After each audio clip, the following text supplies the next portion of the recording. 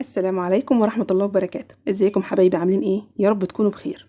فيديو النهاردة مفيش غنى عنه، عشان كده نزلت السوق وجبت كمية الطماطم الكبيرة دي. القفص ده 24 كيلو ب30 جنيه، يعني الكيلو بجنيه وربع. والأهم من السعر الجودة، الطماطم جميلة وحمرة ومش طرية، يعني بصراحة دي صفقة بالنسبة لي. يلا نعمل منها صلصة تكفينا طول الشتاء، وأعرفك على طريقتي خطوة بخطوة، وأوعدك لو عملتيها بنفس الطريقة مش هتستخدمي طماطم فريش في الطبخ تاني أبدا، بشهادة كل اللي جربها. لكن قبل ما نبدأ، أتمنى اللي مشتركش في القناة يشترك، ولو عجبكم الفيديو متنسوش اللايك والشير وتفعلوا زر الجرس عشان يوصلكم كل جديد. يلا نقول بسم الله ونبدأ في الخطوات على طول. هجيب كمية من الطماطم كده، وعشان نغسلها كويس مش هنزل بالكمية مرة واحدة عشان ما تكونش تقيلة على الحوض، ننزل شوية بشوية لحد ما نخلص كل الكمية. نبدأ بقى نغسل في الطماطم، ولازم تغسلي الطماطم كويس جدا عشان المبيدات والأتربة اللي بتكون عليها. امسكيها كده من بين ايديك وتدعكها كويس، والوردة بتاعتها دي تشيليها وتتأكدي ان تحتها نضيف. ما شاء الله الطماطم بتاعتنا جميلة وزي الفل. ما تخليش المية عالية قوي عشان ما نهدرش في المية. واللي بغسلها بحطها في طبق جنبي كده زي ما انتوا شايفين. غسلت الكمية دي هشطفها تاني كده مرة كمان على السريع بقى وننزلها في مصفى. احنا هنا هنستخدم كل المصافي اللي موجودة عندنا في البيت. مليت مصفى كمان اهي، ونزلت كمان كمية من الطماطم، وهنجيب مصفى تانية برضو ونغسلها بنفس الطريقة لحد ما نخلص كل الكمية بنفس الشكل كده. وعشان الفيديو ما يطولش عليكم هخلص كل كمية الطماطم انا غسيل، اخلصها وارجع لكم. دي كده الطماطم بعد ما غسلناها كويس جدا تحت المية وحطيناها في المصافي اللي موجودة عندنا كده. شايفين ما شاء الله كمية قد ايه. يلا بقى نشوف هنعمل فيها ايه. الطماطمية اللي تعجبني كده هركنها على جنب، عشان دي انا هخزنها سليمة صحيحة كده في كيس زي ما هي. وباقي الطماطم بقى نقسمها 4 كده ونحطها في الحلة اللي احنا هنسوي فيها الصلصة على طول. لازم تشيلي المنطقة دي، واللي تعجبنا نركنها على جنب. ليه بقى اللي تعجبنا والحمرة والحلوة والكبيرة؟ عشان انا بستخدم الطماطم الصحيحة دي لما بحطها في الفريزر بستخدمها مبشورة. في اي وصفة محتاجة طماطم مبشورة بطلع منها وابشرها وهي مجمدة. الطماطمية الكبيرة بتكون سهلة في البشر جدا خصوصا وهي مجمدة. مليت حلة وبملى في التانية، نقسم الطماطمية 4 ونحطها. مش محتاجين بقى ان احنا نعصرها في الخلاط الاول ولا نصفيها ولا اي كلام من ده، الخطوات دي كلها بنستغنى عنها. عشان طبعا زي ما انتوا عارفين ان الكمية كبيرة، لو ضربنا الكمية دي كلها في الخلاط اكيد الموتور هيتحرق مننا.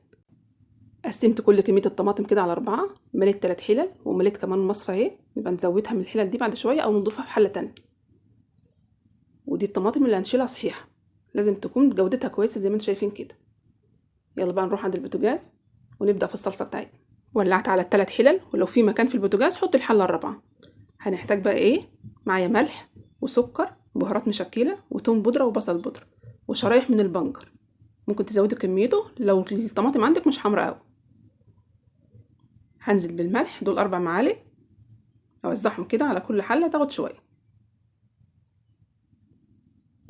ودول 3 معالق سكر برضه هوزعهم على الطماطم. ونحط كده كام شريحة بنجر كده في كل حلة، ولو الطماطم مش حمرا زودي البنجر زي ما انت عايز. التوم والبصل والبهارات هنسيبهم شوية، هخليهم في اخر الصلصة خالص لما الصلصة تقرب تستوي. هجيب كمان طبق من الفلفل اللي احنا كنا مخزنينه مع بعض قبل كده وقلنا بنستخدمه في الصلصة، بيخلي طعمها جميل جدا. وهسيب الطماطم تغلي مع كل المكونات اللي احنا ضفناها على نار متوسطة. الطماطم بتغلي هديها تقليبة كده، وكمان الكمية قلت، يعني هنا اقدر اضيف الطماطم الباقية معانا. اتأكدوا ان النار مش عالية قوي، واحنا بنعمل الصلصة لازم نفكر في تنظيف البوتاجاز. لو النار عالية هتطرطش وتملى الدنيا، والصلصة اللي هتنزل هتتحرق على البوتاجاز وهيبقى صعب جدا في تنظيفه. هنوزع كمية الطماطم بقى كده، كل حلة تاخد شوية. والسكر مهم جدا للصلصة، اول حاجة بيمنع الحموضة وبيخلي الطعم المظبوط جدا زي اللي بره بالظبط ويمكن احسن كمان، وده اللي بيميز الصلصة بتاعتك مع التوابل المميزة بتاعتي. ونديهم تقليبة برضو كده ونسيبها لحد ما تكمل سوا. خليكم فاكرين ان احنا لسه ما حطيناش التوابل. وما تضيفيش ابدا ميه على الصلصه. كده الصلصه بتاعتنا قربت تستوي، بقالها ربع ساعه بس.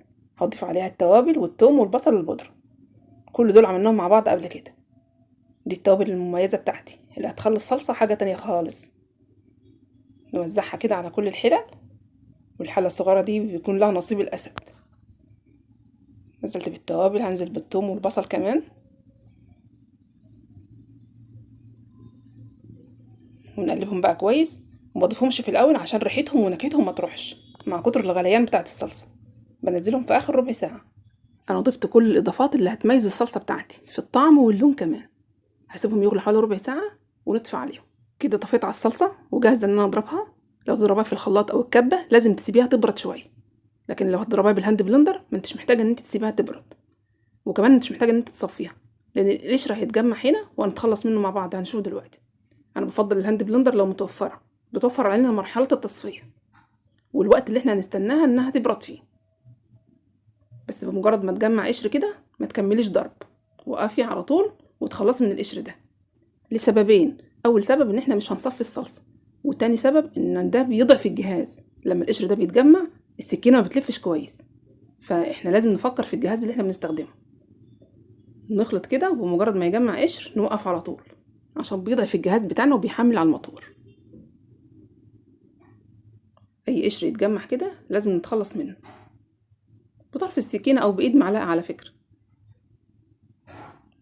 بنتخلص منه بطريقه سهله جدا. كل كميه القشر دي احنا مش محتاجينها في حاجه. والهاند بلندر بيوفر وقت كتير جدا، يعني الحله دي لو تضربها في الخلاط شوف هتاخد وقت قد ايه، لكن كده لفتين 3 وخلاص. برضو بنتخلص من اي قشر كده اتجمع،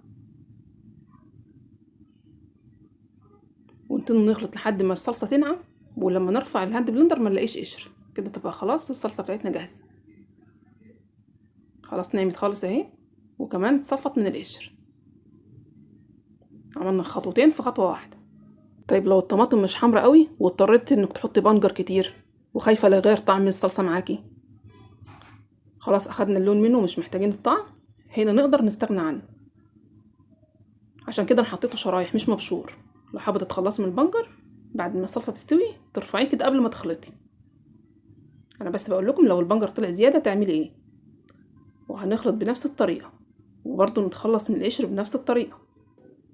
كل ما يتجمع كده على سكينه الهاند بلندر بطرف السكينه او بايد معلقه ونشيله. طريقه بسيطه جدا.